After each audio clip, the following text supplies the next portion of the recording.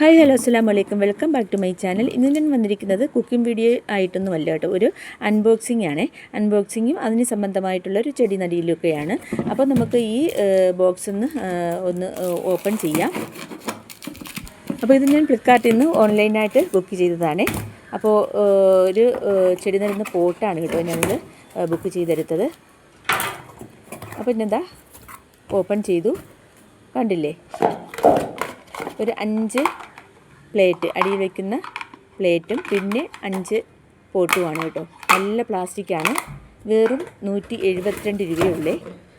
5 പോട്ടുണ്ട്, അതിൻ്റെ അടിയിൽ വയ്ക്കാനുള്ള പ്ലേറ്റ് ഉൾപ്പെടെ. അപ്പോൾ നല്ല ലാഭമാണ് കേട്ടോ, നല്ല പൊട്ടാത്ത നല്ല പ്ലാസ്റ്റിക്കാണ്.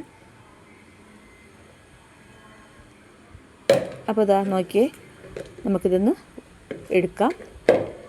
കണ്ടില്ലേ 5 എണ്ണം. ഇനി നമുക്ക് ഇതിനകത്തുള്ള ഹോളൊക്കെ ഒന്ന് തെളിയിച്ചെടുക്കണം കേട്ടോ.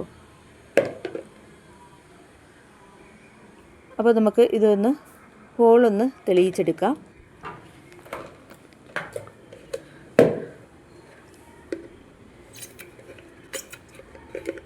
ആക്ച്വലി ഇതിൽ ഹോളുണ്ട്, അത് ചെറുതായിട്ടൊന്ന് നൈസായിട്ട് അവർ വെച്ചിരിക്കുകയാണ്. അത് നമ്മൾ ചെറുതായിട്ടൊന്ന് കുത്തി കൊടുത്താൽ മതി കേട്ടോ. അപ്പോൾ അത് നല്ല ഇത് ഹോൾസ് ആവും. അപ്പോൾ ഇന്നെന്താ എല്ലാത്തിലും ഹോൾസ് ഇട്ടെടുത്തിട്ടുണ്ട്.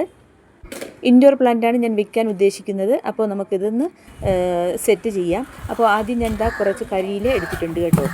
പിന്നെ ഒരു ബക്കറ്റും മണ്ണെടുത്തിട്ടുണ്ട്. പിന്നെ ജൈവവളമായിട്ടുള്ള ചാണകവും പിന്നെ കിച്ചൺ കമ്പോസ്റ്റുമാണ്. കിച്ചൺ കമ്പോസ്റ്റ് ഞാൻ വീട്ടിൽ തന്നെ തയ്യാറാക്കി എടുക്കുന്നതാണ്. ബയോ ബിന്നിൽ നമ്മുടെ ഇത് മലക്കറിയുടെ വേസ്റ്റും പിന്നെ കഴിക്കുന്ന വേസ്റ്റും മുട്ടത്തോടും എല്ലാം കൂടി ചേർത്ത് തയ്യാറാക്കിയ കിച്ചൺ കമ്പോസ്റ്റാണ്. നല്ല ഫലഭൂയിഷ്ടമായിട്ടുള്ളൊരു വളമാണിത്. അപ്പോൾ അതിൽ നിന്നൊരു 3-4 കപ്പ് നമുക്കിതിലേക്ക് ഇട്ട് കൊടുക്കാം. നമ്മുടെ കിച്ചണിൽ ദിവസേനയുള്ള വേസ്റ്റൊക്കെ നമ്മൾ ഒരു ബയോ ബിന്നിൽ ഇട്ടിട്ട് ഇനോക്കുലും കൂടി ചേർത്തിട്ട് നമ്മൾ ഒരു 2-3 മാസം കഴിയുമ്പോൾ നമുക്ക് നല്ലൊരു വളമായി മാറും കേട്ടോ. അങ്ങനെ ചെയ്തെടുത്ത വളമാണ്. ചെടി നടാനും മലക്കറിയൊക്കെ നടാനും ഒക്കെ ബെസ്റ്റാണ് കേട്ടോ, നല്ല തഴച്ച് വളരും. അപ്പോൾ ഇതാ കിച്ചൺ കമ്പോസ്റ്റ് ഇട്ട് കൊടുത്തു. ഇനി നല്ല ജൈവവളമായ പശുവിൻ ചാണകം നമുക്ക് ഇതിലേക്ക് ഇട്ട് കൊടുക്കാം. നന്നായിട്ട് ഉണങ്ങി പൊടിച്ചെടുത്ത ചാണകമാണ് കേട്ടോ ഇത്.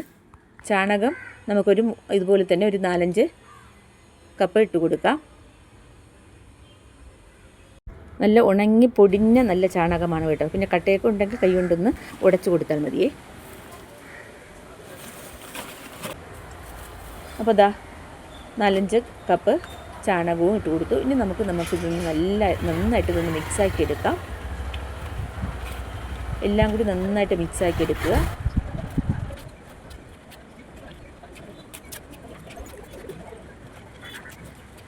അപ്പോൾ നമ്മുടെ അടുക്കള കമ്പോസ്റ്റും ചാണകവും മണ്ണും എല്ലാം കൂടി ഞാൻ നന്നായിട്ട് മിക്സാക്കി എടുത്തിട്ടുണ്ട്.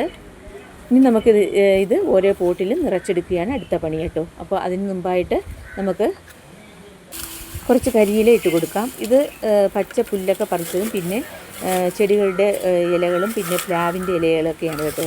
ഇത് മണ്ണുമായിട്ട് വിഘടിച്ച് വരുമ്പോൾ നല്ല ചാണകത്തിൻ്റെ പ്രതിഫലമാണ് ഉണ്ടാവുക കേട്ടോ. അപ്പോൾ നമുക്ക് നന്നായിട്ട് ഇതൊന്ന് അമർത്തി കൊടുക്കാം. എന്നിട്ട് നമ്മുടെ മിക്സ് ചെയ്ത കമ്പോസ്റ്റ് മണ്ണും ഇതിലേക്ക് നിറച്ച് കൊടുക്കാം.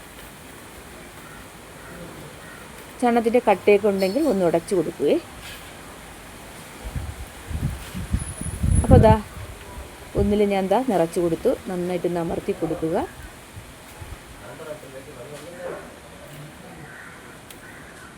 അപ്പോൾ ഒന്നിൽ നിറച്ചെടുത്തു കേട്ടോ. ബാക്കിയുള്ളതും ഇതുപോലെ തന്നെ നിറച്ചെടുക്കാം. ആദ്യം കരിയിലിട്ട് കൊടുക്കുക. കരിയിലിട്ട് ഒന്ന് അമർത്തി കൊടുക്കുക. അതിനുശേഷം നമ്മുടെ മിക്സ് ചെയ്ത മണ്ണിതിലേക്ക് ഇട്ട് കൊടുക്കാം. അപ്പോൾ ഇതുപോലെ തന്നെ ബാക്കിയുള്ള എല്ലാത്തിലും ഞാൻ ഒന്ന് ഫില്ലാക്കി എടുത്തേ. ഇനി നമുക്ക് ഇതിലേക്ക് ചെടി നട്ടു കൊടുക്കാം. ഞാൻ മണി പ്ലാന്റാണ് നടാൻ ഉദ്ദേശിക്കുന്നത് കേട്ടോ. അപ്പോൾ മണി പ്ലാന്റ് എന്ന് പറയുമ്പോൾ ഒരു ഇൻഡോർ പ്ലാന്റും കൂടാതെ തന്നെ ഒരു ഔട്ട്ഡോർ പ്ലാന്റും കൂടിയാണ് കേട്ടോ. അപ്പോൾ ഞാൻ ഓരോ ബോട്ടിലും 2 കൊണ്ട വെച്ചാണ് നടാൻ ഉദ്ദേശിക്കുന്നത്. ഒരാഴ്ചയൊക്കെ ആകുമ്പോൾ ഇത് നന്നായിട്ട് തഴച്ച് വളരും കേട്ടോ.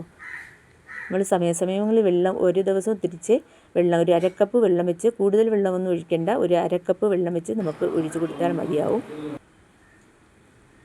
അപ്പോൾ ഇതുപോലെ തന്നെ ബാക്കിയുള്ളതിലും നട്ട് കൊടുത്തിട്ടുണ്ട്.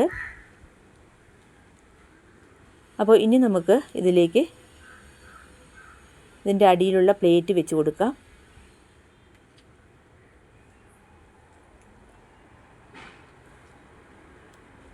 അപ്പോൾ എല്ലാത്തിലും ഞാൻ ദാ പ്ലേറ്റ് വെച്ച് കൊടുത്തു കേട്ടോ.